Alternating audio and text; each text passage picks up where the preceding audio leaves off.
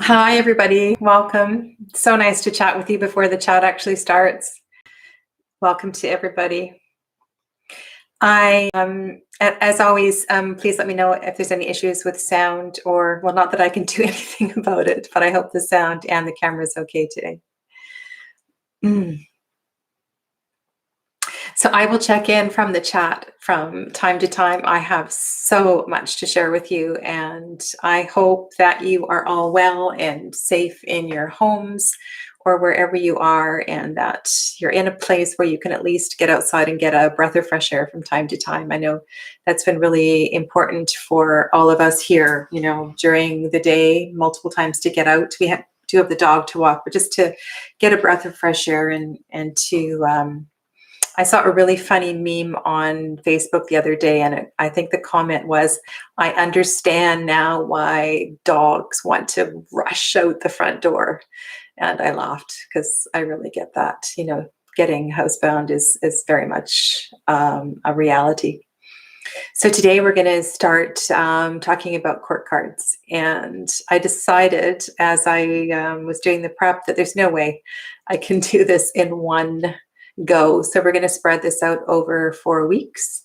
And I decided I'm going to start with the Queens today. But I have a couple of announcements that I would just like to mention before I go on.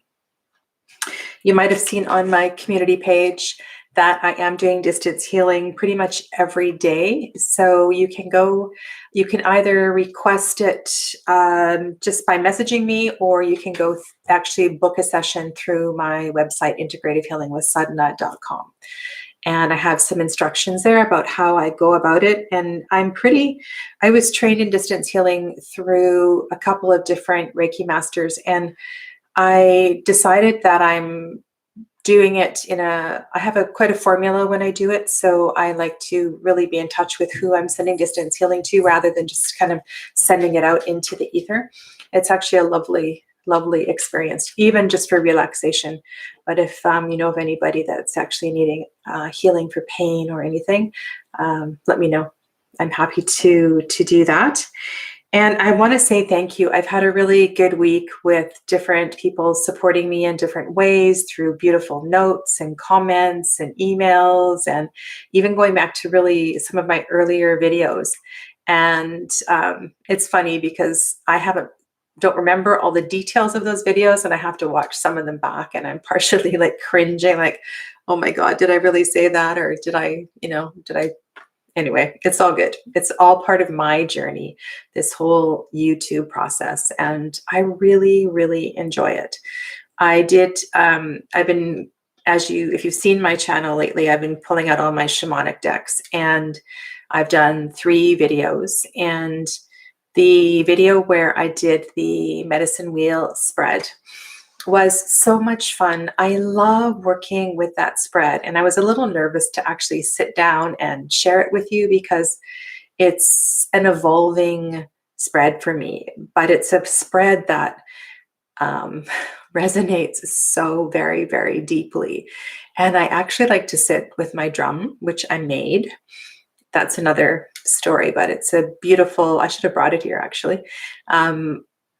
I was in a workshop. So we actually made our own. Mine is an elk hide, and all of the skins were received from the Aboriginal people in British Columbia. So they were actually animals that were like the whole animal was used for one reason or another. They just didn't come from some, random hunter somewhere. They were blessed and they were given to us.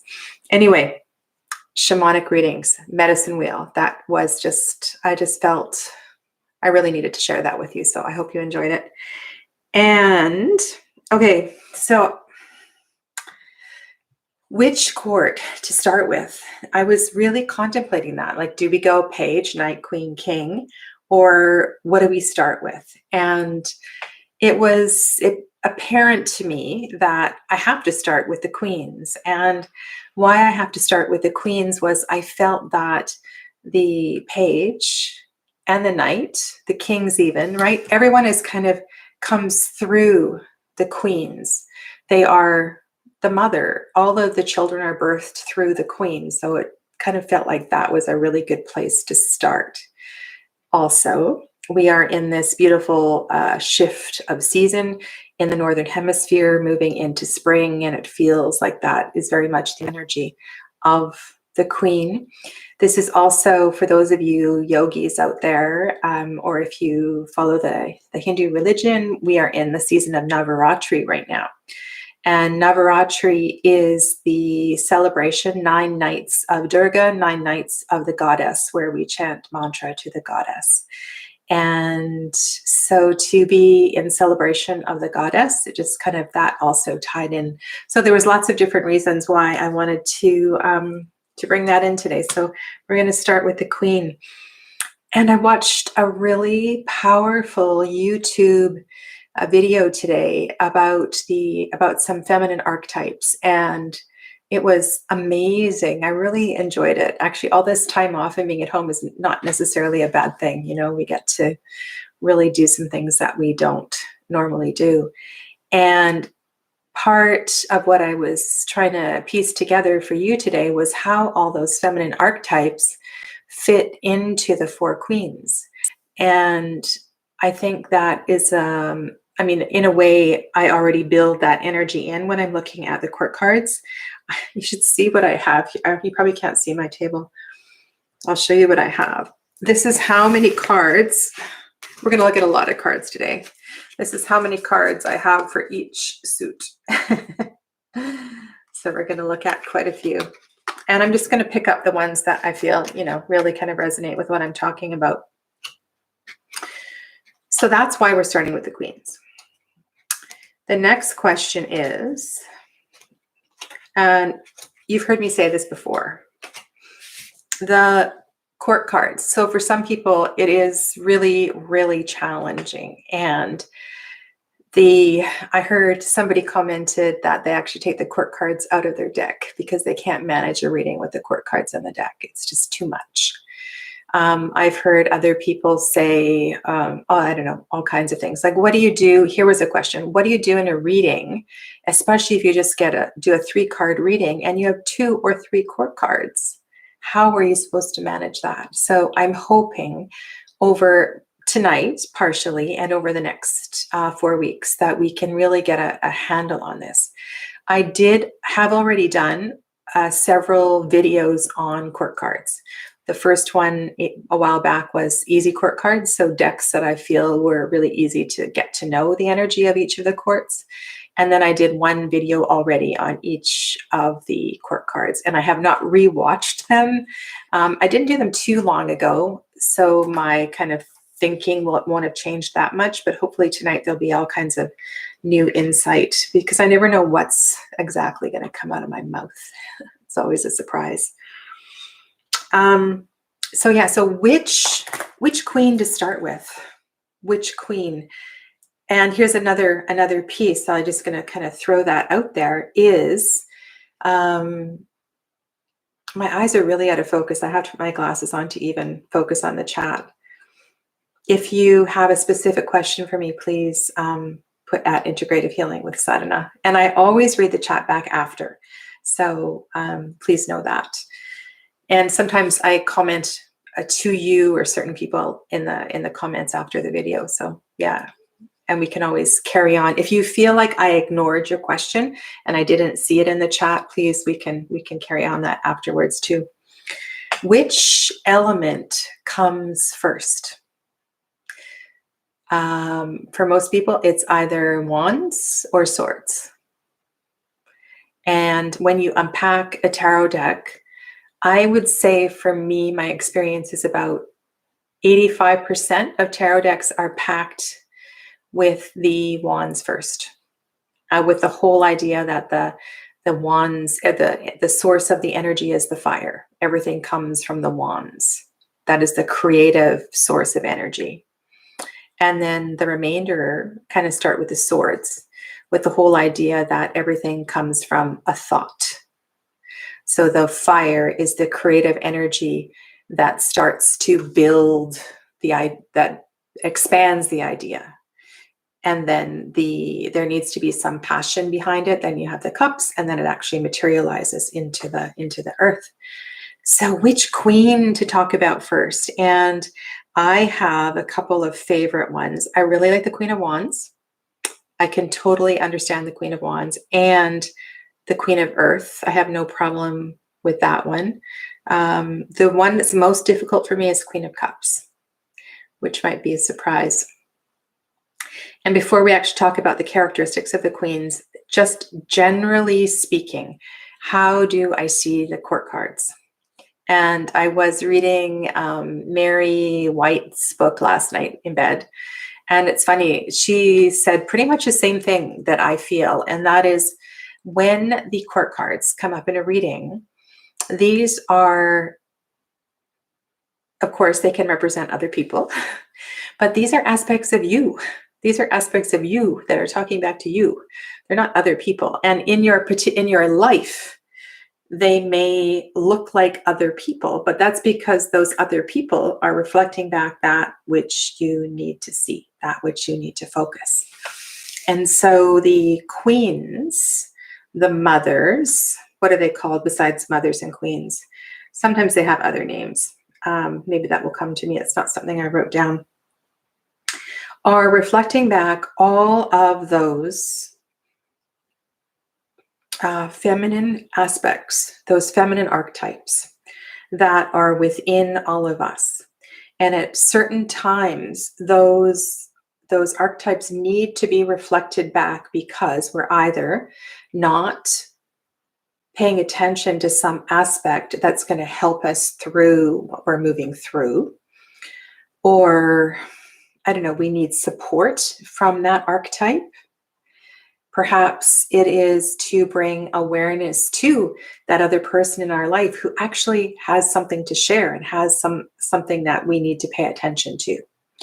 So often I find that when, well, we'll dive right into it.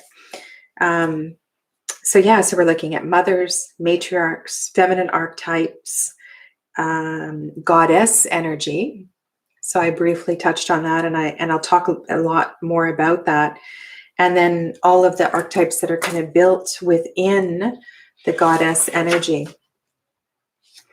Somebody asked me about the hexagram and why they were, remember when I did the chakra one? And so, I know what it was. So why there are associations with each of the court cards. And for all of these cards here on the table, all of these queens, they're all connected to the element of water, to the feminine energy of the cup. So within every single queen, there are qualities of the cup. And I see Lucy's hands there. Hi, Lucy. Hi, Kyle. And anybody else I haven't said hi to yet, welcome, welcome. So there are qualities of the suit of cups and the element of water within every single queen. And the Queen of Cups is the water, right? The double water energy. And that gets confusing when other creators assign different associations. So, and this was where the confusion came up. So for me, the queens are water. The kings are fire because the dominant male energy is associated with the blade, with the other side of the hexagram. And the knights are air and the pages are earth.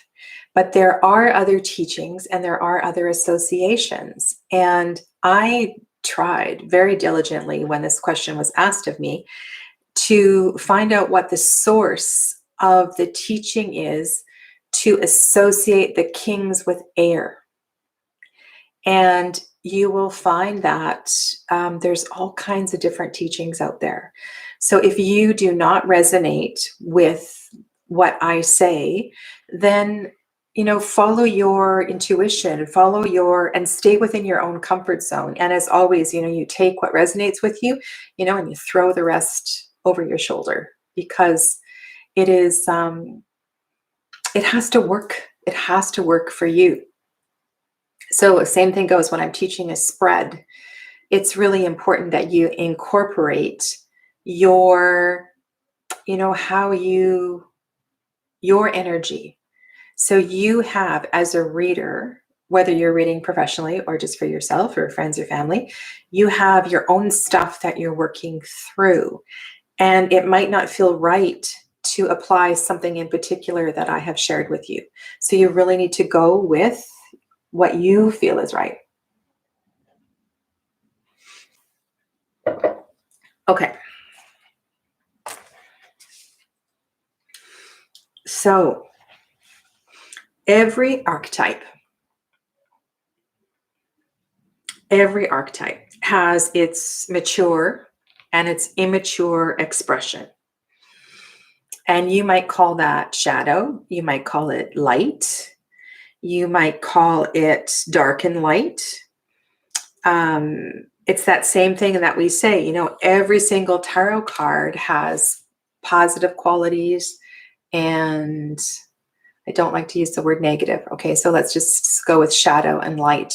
Every single card. And unfortunately, when you use cards that are fully illustrated, the illustrator, the artist, has, for the most part, chosen an aspect. They've chosen a particular quality to embody. And what happens in a reading is that perspective that they have chosen to illustrate is what comes through in the reading. And if you don't have the luxury of having a couple of decks or a few very different perspectives on decks, then, or you haven't done a lot of reading, it's hard because you get so influenced by the energy of the painting and the energy of the artwork. Okay, so I'm looking at the cards. I'm just trying to decide where I want to start. I think I'm going to start with the Queen of Fire. Oh, and I also want to say that the Queen of Fire, the Queen of Earth, the Queen of Cups, all of these archetypes also live within the energy body.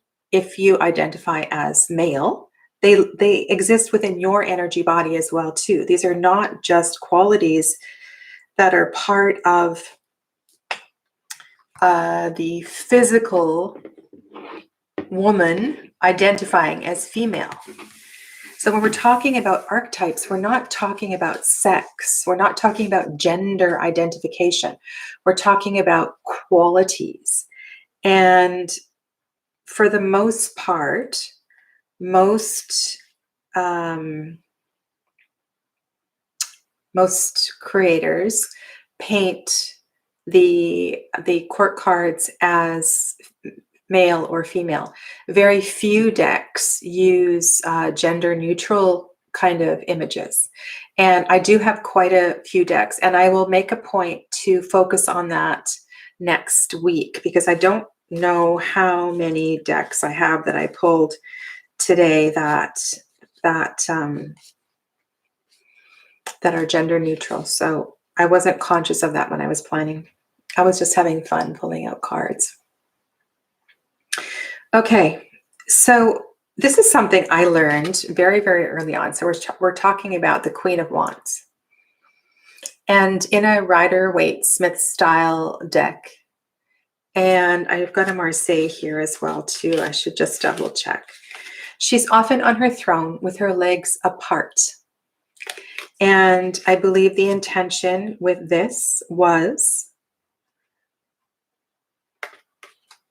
to exhibit her sexuality. And I'm just looking at, this is Tarot des Zohar. That's a big phallus that she's holding. So if we think about, and this is a pretty big discussion, and when we're talking about the energy of fire, we're talking about that energy. And energy has such a huge connotation. So we're talking about sexual energy. We're talking about creative energy. We're talking about that fire that ignites and builds something to grow. We're talking about passion and that warm and It's so vibrant and it's gregarious and it is very, very attractive. And people love to gravitate towards it. And I think the problem is that I'm just going to hold up a few cards while I'm talking, is that we separate sexual energy from creative energy. And if we were able, in a more big picture kind of way, to understand that there is no difference between sexual energy and creative energy, it's one and the same.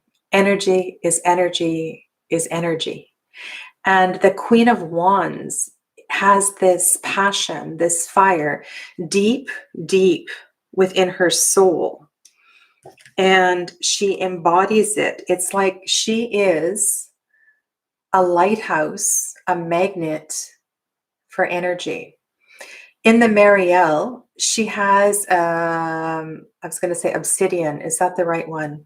The volcanic I'm just looking at her crown. The volcanic glass on her crown.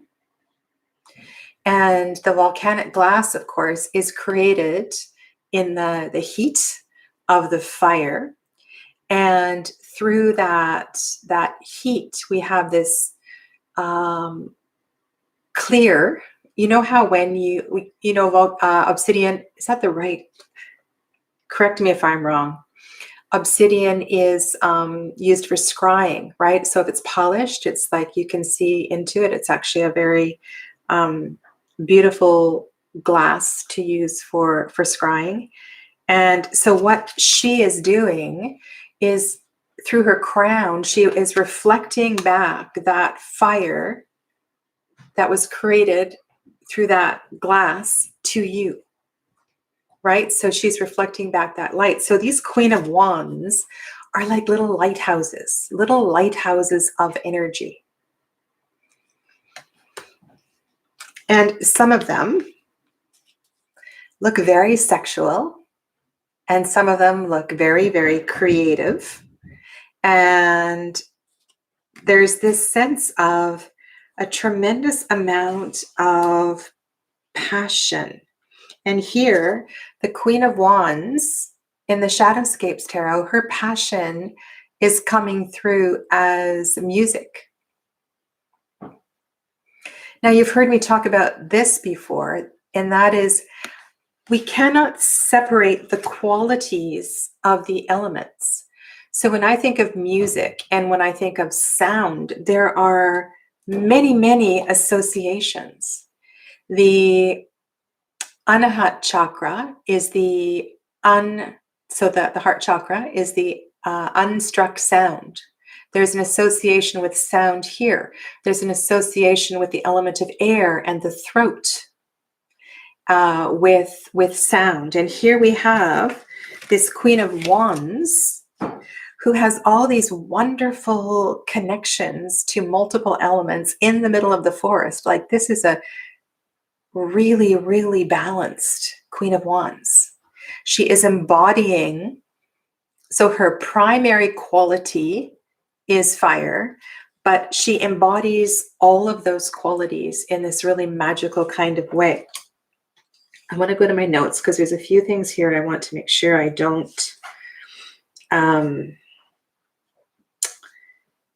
want to skip over. So all of these archetypes have levels, and that's kind of not a great word to use, but they have different stages of these qualities, and different illustrations are going to describe it in different ways. So here is the Queen of Wands as a lawyer.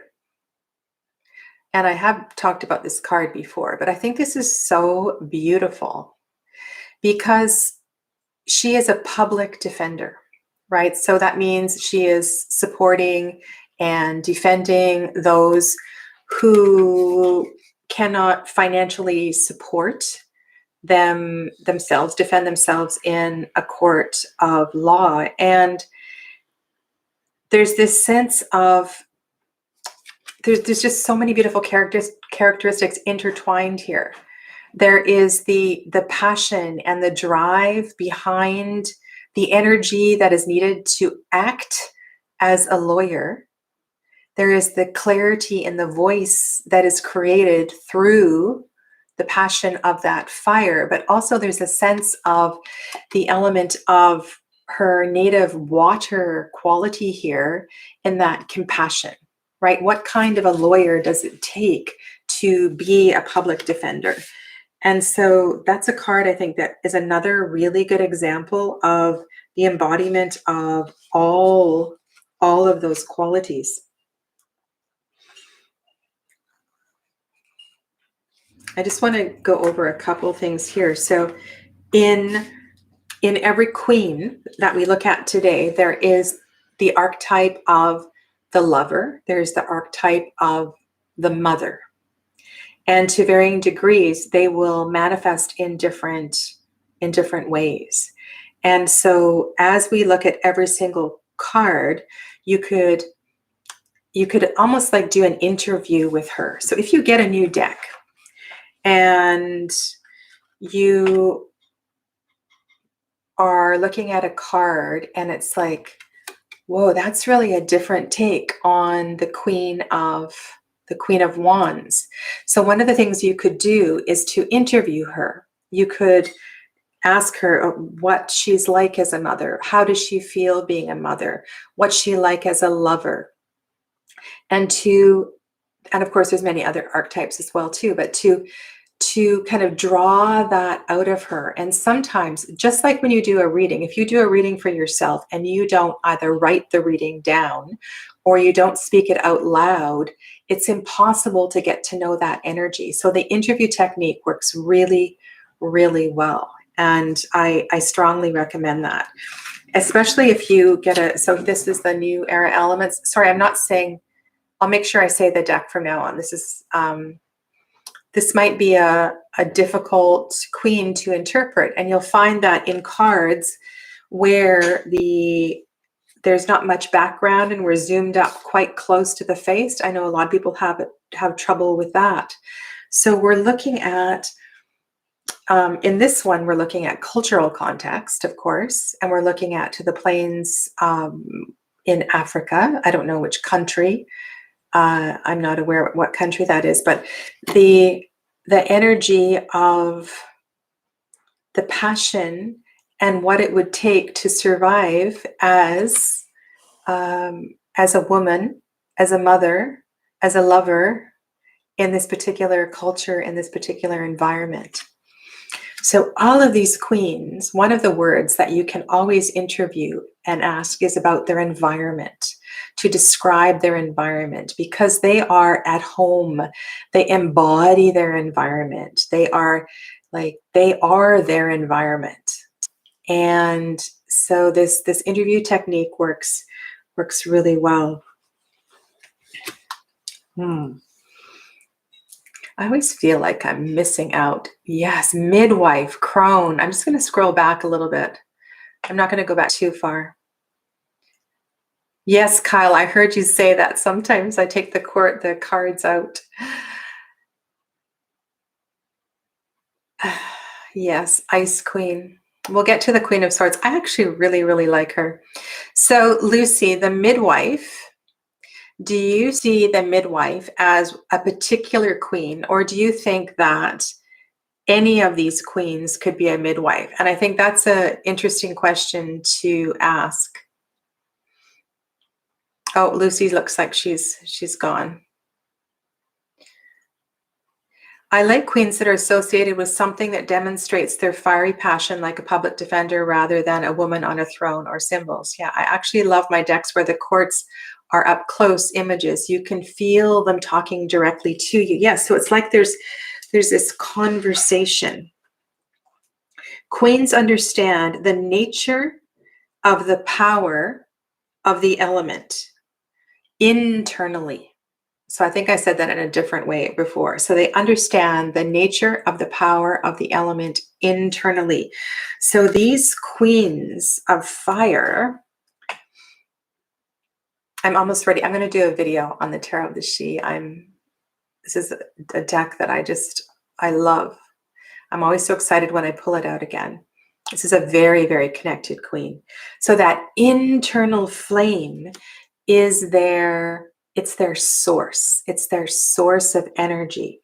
And so when the Queen of Wands comes up in a reading, that's a really good question. So like, where is my light? Where is my fire?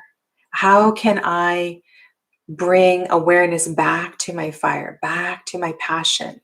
But that internal flame, not that external do flame, because the fire, element of fire, is associated with the right side of the body. It's associated with doing and action and hiking and biking and being busy and moving quickly and all of that.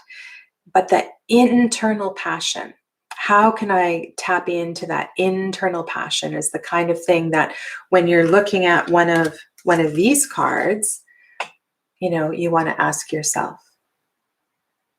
And how is that internal passion, maybe, if this card is staring at you and it doesn't feel comfortable, why have I put that on the back burner?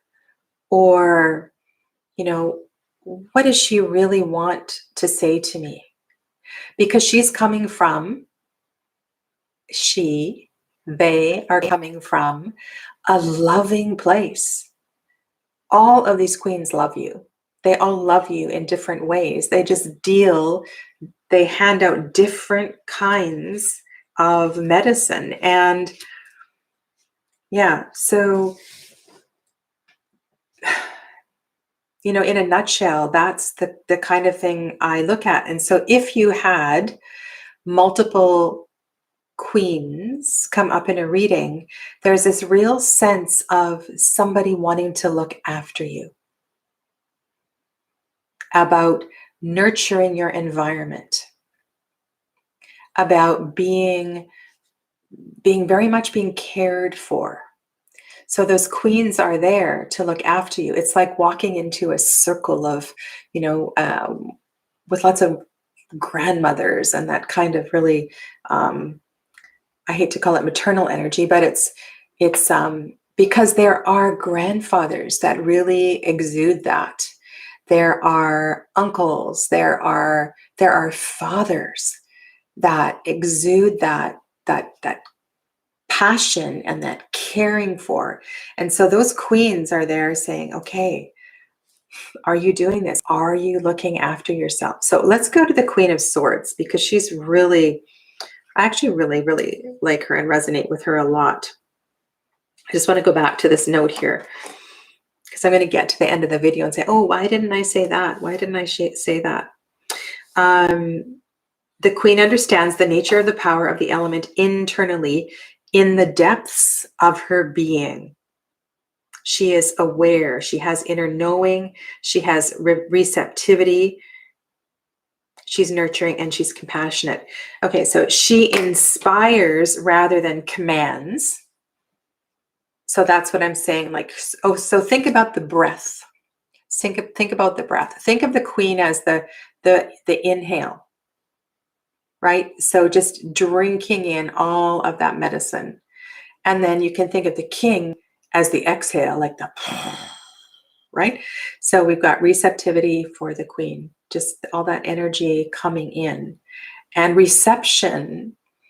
And if you think inspire, all those words that move in an inward direction.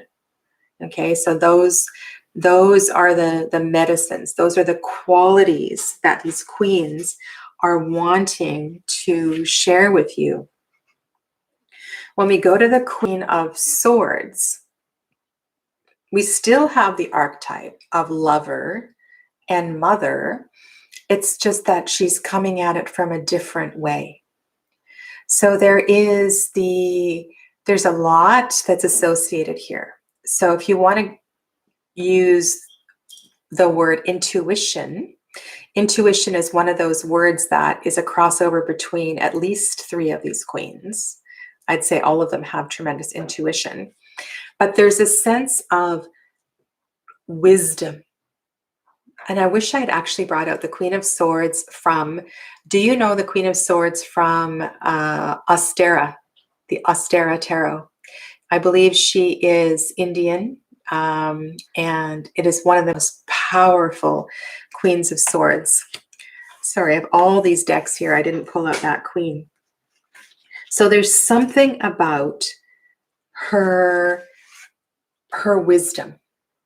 And this is the one from the Marielle. And the jewel on this one, and you'll see a lot of green eyes that are a reflection of the center. So you know the rainbow, Roy G. Biv, red, orange, yellow, green, blue, indigo, violet. So that green in the center of the rainbow, one of its associations is like the God eye, the center, the center of energy. So there's this connection between the emerald eyes and the Marielle and the whole idea of the connection to God. And these 2 birds go out into the world every day and they come back relaying information. And in this particular painting, the goddess, the feminine energy of the Queen of Swords, is all that is manifest. Actually, this is a really good segue into the whole idea of the goddess energy. So the goddess energy are the trees, the animals, the plants, the raindrops, the screen, the computer, like everything that is manifest is the goddess energy. And so these birds, these crows, ravens, go out on a daily basis into the world. They gather the information and then they bring it back. And so what is the Queen of Swords is everything that's around. It's all of that is collected. And it's just it's a really cool interpretation on, love this one, on the Queen of Swords. I think Mary White does a really good job with the court cards. And yeah, so this one here, this is the ancestral path. This is a pretty cool, cool. And yes, so one of you mentioned she's the Ice Queen. She's the Ice Queen, and she's often portrayed that way as a very icy figure. She's often associated, here's one this is a texture tarot. She looks quite icy. She's often depicted as being alone, or that sense, you sense that she's alone. You'll read that she's often associated with being divorced or single or something like that. And I think that there's an edge to her. There's an edge, there's an iciness because she knows her stuff. She is, and this, if you want, taking this all the way to the end becomes the shadow. It's why people are afraid of her. It's why people don't, some people are intimidated by the Queen of Swords. But remember that is just one extreme of the Queen of Swords. Every single queen has like these gradations. They're not all one way or the other. The Queen of Swords is a mother. She is a lover. And yes, she is, she's out there expressing her voice and she knows. So when she appears in a reading, she is a reminder to you to find your truth and to speak your truth, right? So your Queen of Swords are your journalists and those people that are out there passionately vocalizing their, like they're at the rally. They're at the rally speaking up for a minority group or speaking up for a situation. They are the people who are not afraid to vocalize how they feel. They do have feelings and they are very articulate, and there's this purification that comes through the throat. And so the Queen of Swords just happens to be really, really good at that. And so if she is staring at you in a reading, she's reminding you that you need to use your voice. You need to not be so darn afraid. And what is it? What is it that you are, what is it that you are not expressing that you need to express? So expression comes in many different forms. And here in the urban, she is a painter. And this again is a very cool looking card. We have lots of blues and greens. And so her expression is through the sword. Her truth is being expressed through her sword being the paintbrush. So like I said, different creators are going to try to make you think about it from a different angle.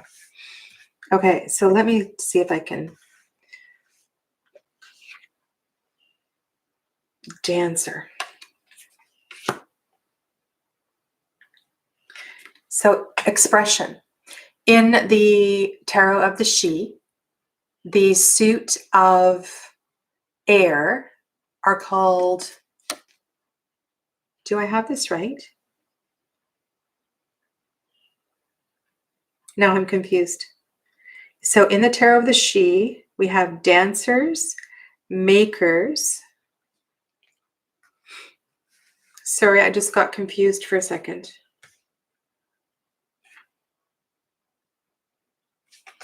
This must be a gift of truth, right? This is the air queen. So there is this expression. There is this expression.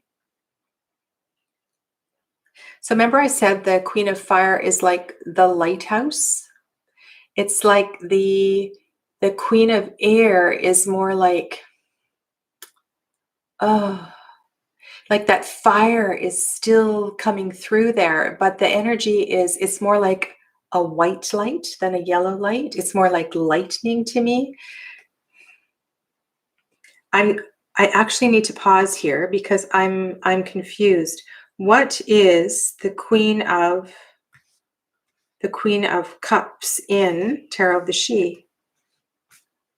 I'm so confused. Must be here. Okay. Anyway, if I've got this wrong for some reason, I'm confused because I'm looking at all this water and this passion here. Oh, yay. Somebody's going to help me. Thank you very much. Dancer is cups. Dancer is water. Okay. Yeah. So, right, I'm looking at all this water and I'm confused. So where is the Queen of Air? She has to be here because I had all the queens out. So, Ange, just give me 1 second, guys. I'll find it. Queen of Fire, I've got her. For some reason, she's disappeared because this is important. Oh, here she is. She's a dreamer, right? Dreamer. And her keyword is reason. And she's sitting on books. Okay, so here's this is a really good example of how all of these qualities they come together in all of these queens. And in a particular deck, a particular queen is going to exude more of a particular quality than in another deck.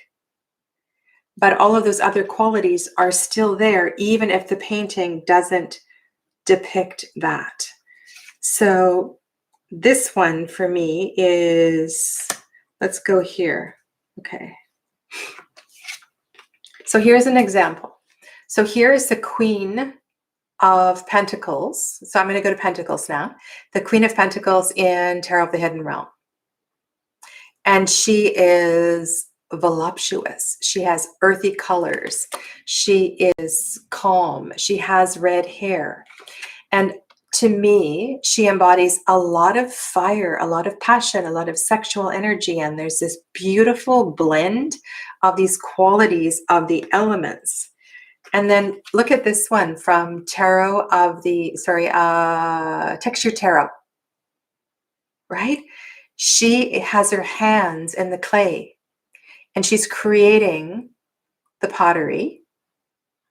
And so we have that creative energy and we have the clay. And so those elements are coming together. And so I feel that when we get confused about the energy of what is that court card reflecting back to me, it's because we get, like just happened to me a few minutes ago, right? I got all in my head about, oh yeah, what is that? What is that? Dreamers, dancers, just that's okay. So allow that confusion to arise. And have you ever been in a reading where you're staring at a card and you're reading the image and then you realize, oh my God, that's not what the meaning is at all. That's not what it's supposed to be. But it was, because that's what came through for you in that moment. And that is really, really important to just allow that to flow. Or if you are sometimes, like I often read in a dimly lit room, and I'm looking at a deck and maybe it's a deck that I'm not really familiar with, but I love the artwork and I've decided to use it or something. And I don't know the cards really well. And I see, maybe I'm looking at it and maybe it's actually a 5 of Swords, but I'm just seeing the image. And so it's really important to allow that to come through.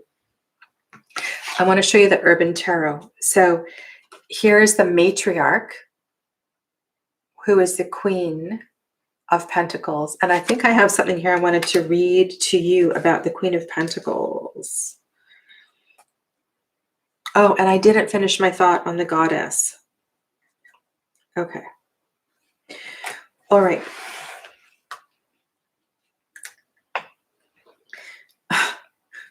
Sorry, guys. I have so many notes here. I want to talk for a second about the archetype of it's called the Huntress. So the archetype of the woman who, and I didn't really finish my thoughts on the Queen of Swords either, because there's so much to kind of wrap around here. So the archetype of the Huntress is that, and it says very, very passionate energy. It's that kind of energy that is so self-assured, and they can stand alone on their own, and they just have that, oh my goodness, like there might be an athlete. There might be an athlete that comes to mind, or very much like this card here, like the public defender. There's that energy of action, of going out and going after something. And so that gets a little bit confounded with the Queen of Swords and with the Queen of Fire. And that fiery energy that I was talking about, that lover's energy that comes up through all of these archetypes and all of these women, it's just, no wonder it gets confusing. It's really, really overwhelming. And if you really have to simplify it, you go back to a deck like this. So this is the Vision Quest Tarot, where we have the Mother of Earth. And the Mother of Earth is with her family. She is Gaia. She is embodying her children and the whole extended family and the community. And she is looking after everyone, and she is feeding everyone, right? Because something like this is a lot simpler to process, perhaps, than a card like this. So here's the Mother of Earth and the New Era elements. Here's the Maker Queen in the Tarot, the She. So this energy of earthiness being connected to the Queen of Pentacles has a real sense of the caretaker aspect of the mother. And the Queen of Swords, not so much. And the Queen of Wands, not so much. So while every single one of these queens is a mother, and every single one of these queens is a lover, they come about it from a different angle. So having a Queen of Wands as a lover is very different than having a Queen of Swords as a lover. But again, there's all these different levels and degrees of these qualities. Okay? And then the one that we haven't touched on is the Queen of Cups. And the Queen of Cups as a lover is, again, very, very different. And so where one queen might really be in touch with her physical body and enjoy the passion and the actual physical act of love, another one might really enjoy the little love notes and the special touches and the hand holding and that kind of stuff, right? So every queen is going to approach each situation, be it a relationship, be it a job, or a situation, any situation that you're asking the cards about, from a different angle. And for me, this Queen of Cups is the most challenging to interpret, because I find that the Queen of Cups is very, very mysterious, right? She's the mystic. She's the mystic. I embody her energy wholeheartedly. I feel very, very connected to the moon, very connected to the ocean. I'm aware of the tides and all of these changes. And I still am mystified by her, because I understand how complex this journey is. And in the Marielle, the jewel, the gem, is the pearl. And I think that says it really well, because while every single gem and every single crystal is formed layer by layer by layer, the pearl is not a pearl until that shiny outer layer is on it, and that pearl is formed layer by layer by layer. And there's something to that metaphor, I think, in this deck that's really, really powerful. And I understand that the process of the mystic is deep. It's deep and it's super challenging. And she is very, of all the queens, so all of the queens are quite receptive and internal, and they understand the energy of their element. And she is the queen that's going to appear the most introspective, for the most part. She's going to be the one that talks the least.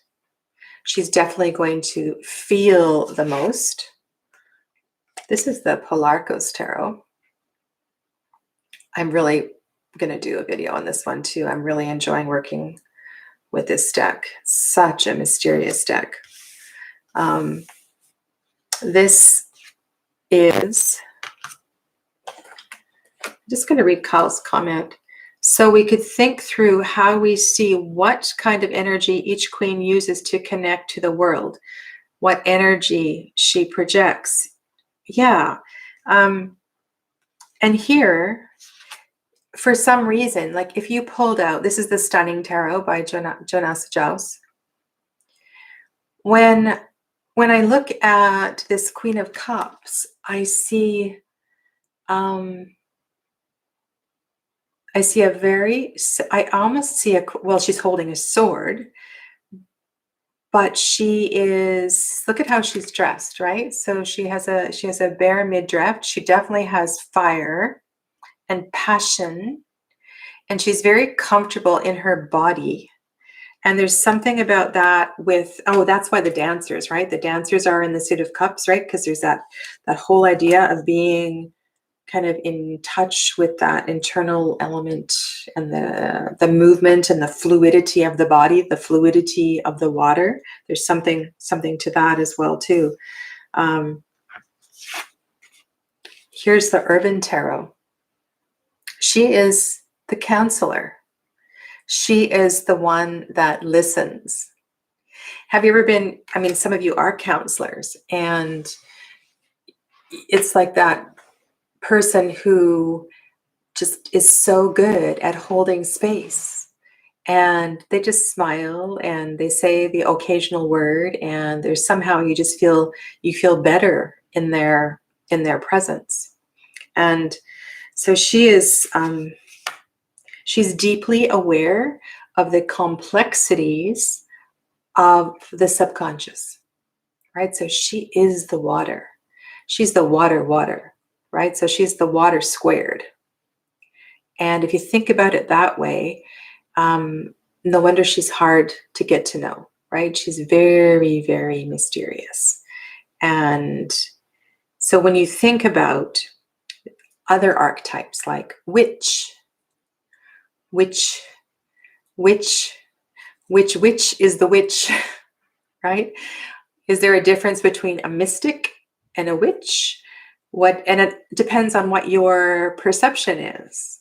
And how do you create your spirituality? Do you use a wand? Do you use a crystal wand? Do you use a wooden wand? Do you create magic with spells? Do you associate that more with the Queen of Wands than the Queen of Cups? Is there an element of the mystic in the Queen of Wands?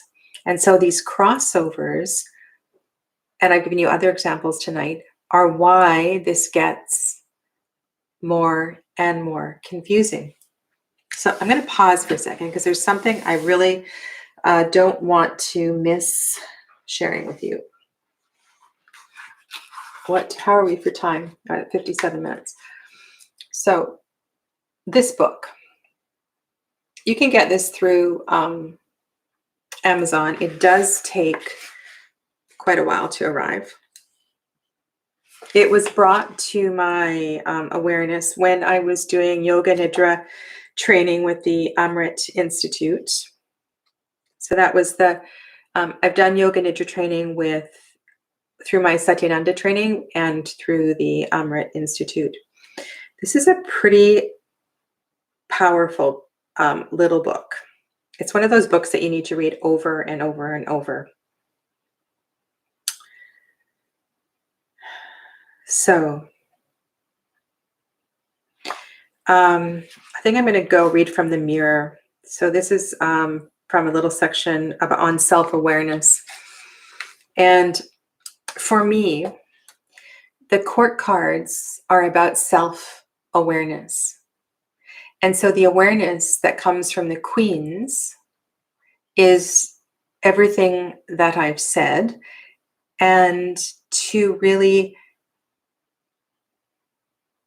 as they stare, so I'm looking at them, as they stare back at you from the table, to ask them, what is it that I'm missing? What is it about your qualities that I need to embrace? You're there for a reason, and you are reflecting back something deep within myself.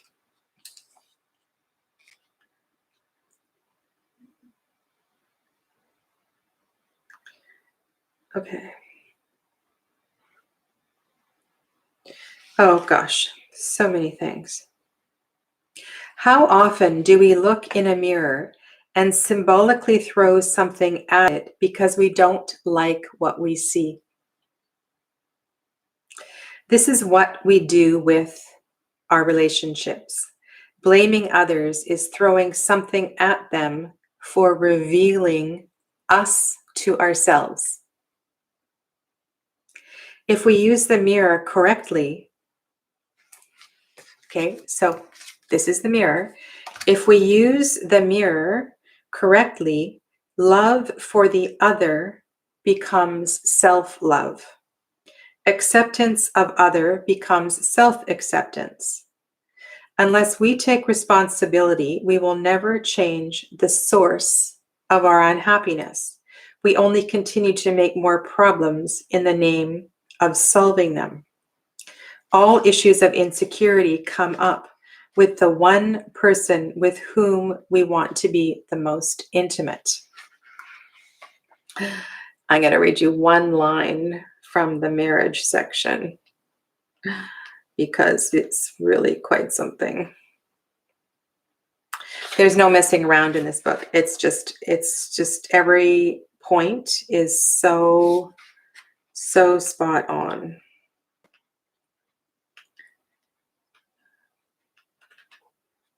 Oh, I had it marked and then I just bear with me. The key to relationships. Oh, maybe I'll read this.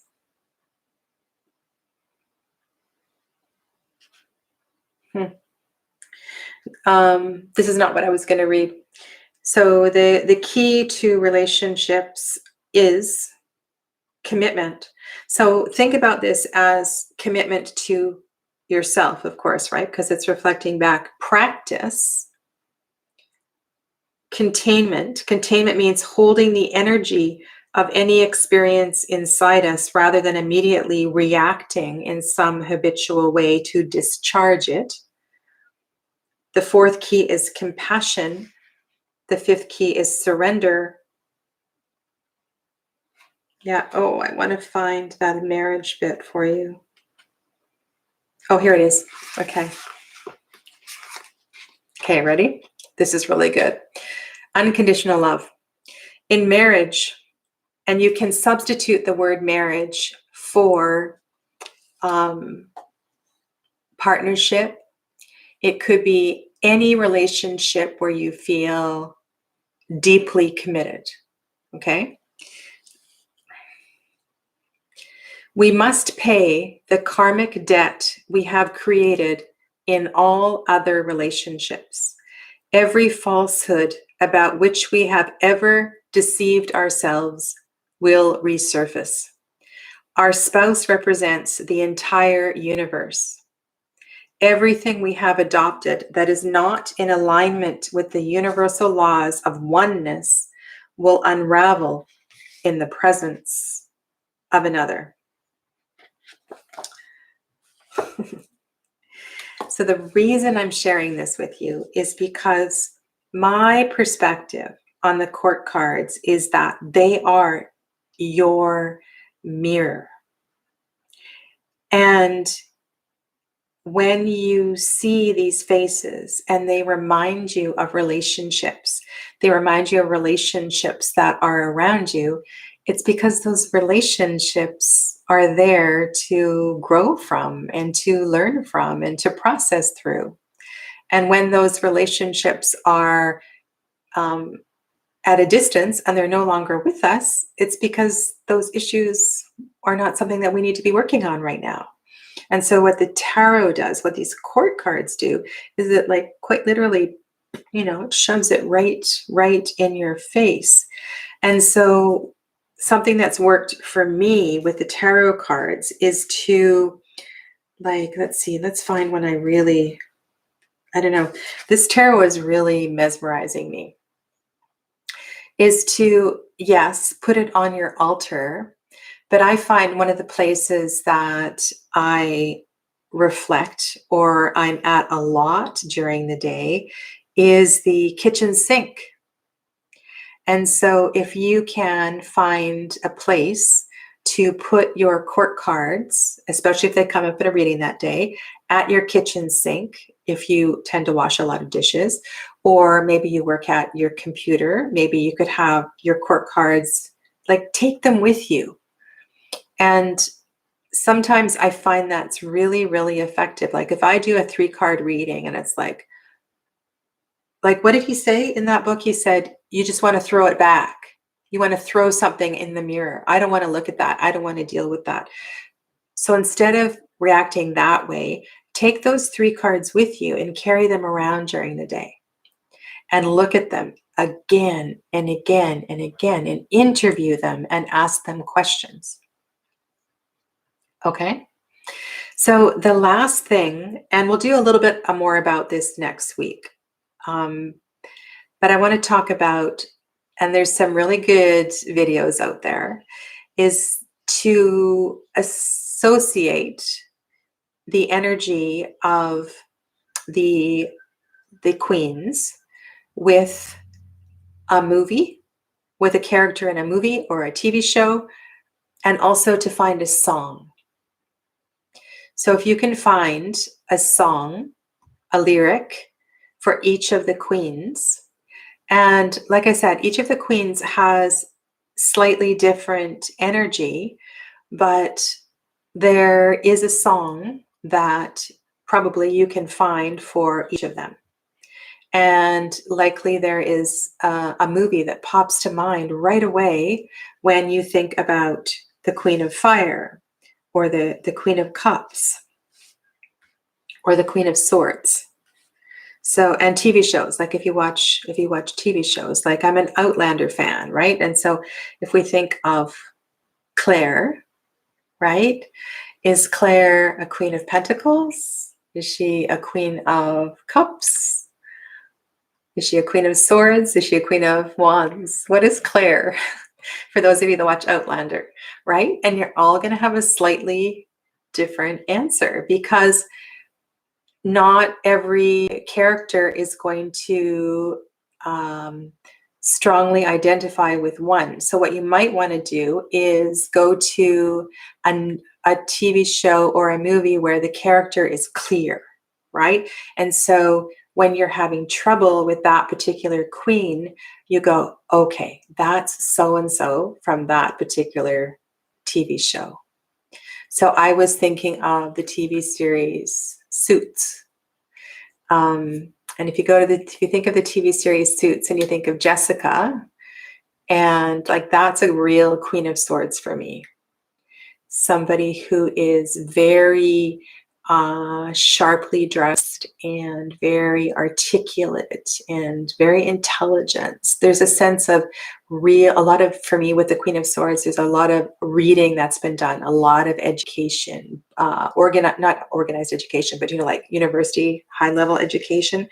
Not always, but those kind of associations have been very, very, very, very helpful. So yeah, okay. Kyle says, unravel in the presence of another. So this means that we're safe to reveal ourselves to people we're committed to. Yes, because you are their mirror and they are your mirror. And the thing that bugs you the most about them is what bugs you the most about yourself. Right? Have you ever done the exercise where you're asked to write down, so you find the person that irritates you the most, the person that you're having the most challenges with? And so, I don't know, let's say you choose my mother-in-law. I don't have a mother-in-law anymore. But as an example, no, let's not pick on mother-in-laws. That's not very nice. Let's just pick person. Let's call her Emily. So suppose Emily irritates me a lot. So maybe I write down, I hate it, Emily, I hate it when you are so opinionated. It makes me really upset when you don't listen to me. Emily, why I don't feel like you, I feel like you're always, you walk away, or you don't really fully hear what I'm saying. You're not present. So you write down all these things about the person that really, really annoys you. Okay? I'm sure you've done this exercise. And then the next step is to cross off Emily, and you put down your name. So you put down Sadhana, or whatever your name is. And then you take this piece of paper and you go, no, I can't even remember what I said. So instead of Emily, you look in the mirror in your own two eyes and you say, Sadhana, I hate it when you walk away and you don't listen to me. Sadhana, I hate it when you use sharp words, or you don't even use a name and you just use you. So you talk right to yourself in the own mirror.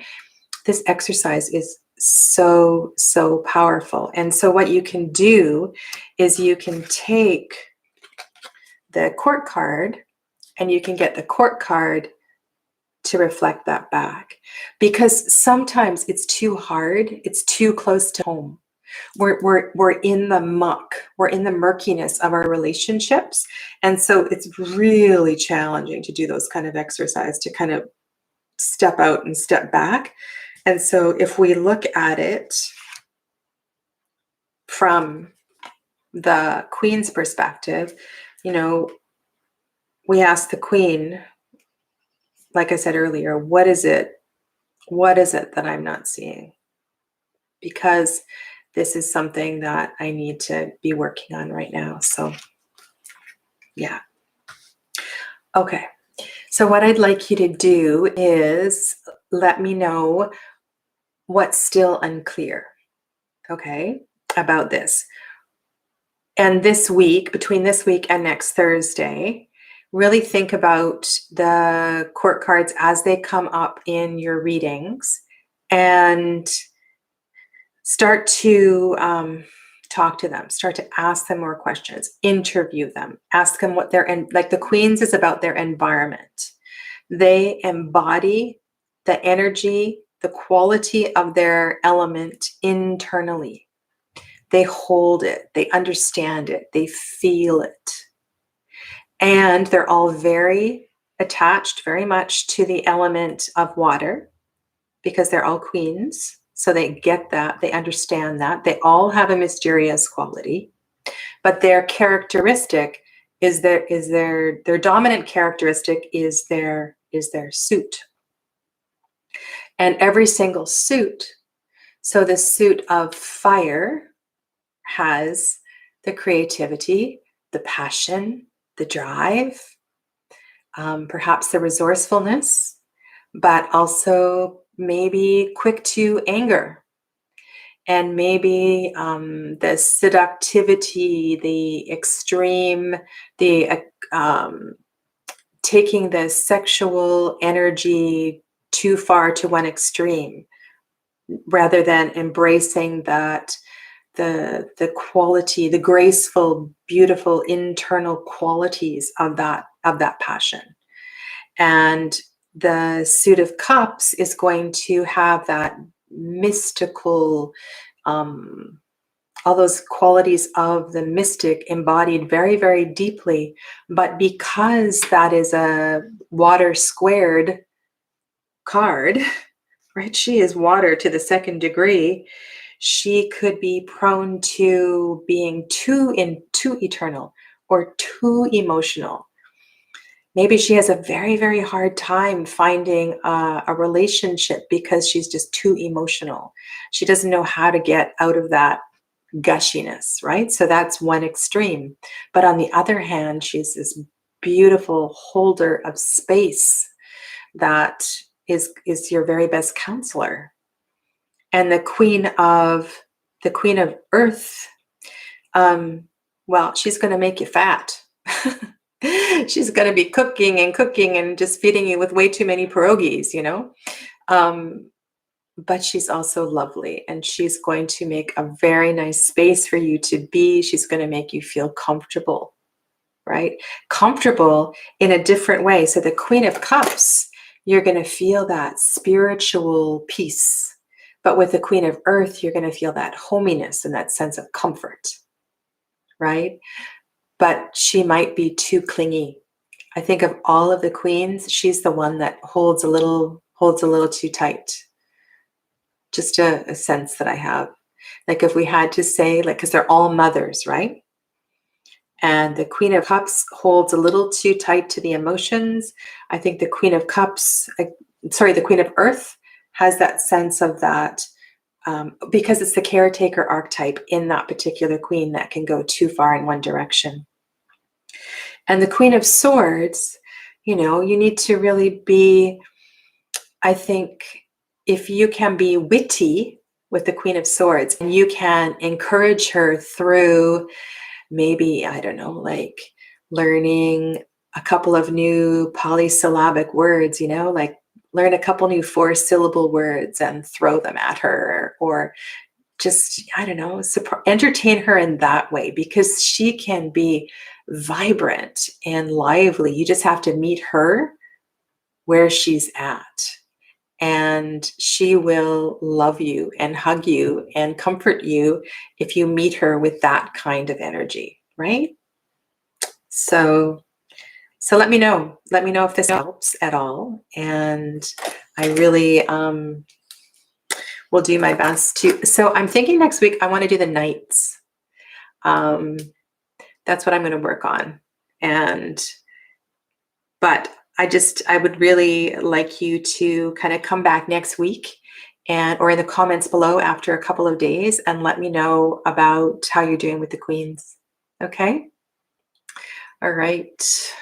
I'm going to read a couple of comments and then I will sign off. Oh, it looks like I'm going to have to, oh, you got some songs going. That's awesome. That's awesome.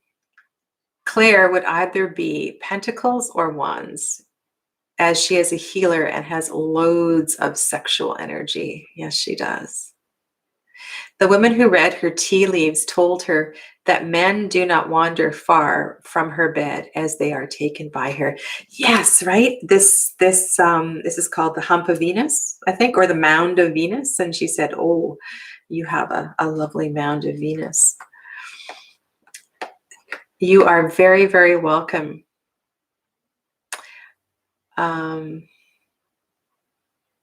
You're welcome, Tamsin. Tamsin, where are you from? I don't think we've chatted too much before. You are very welcome, Jen.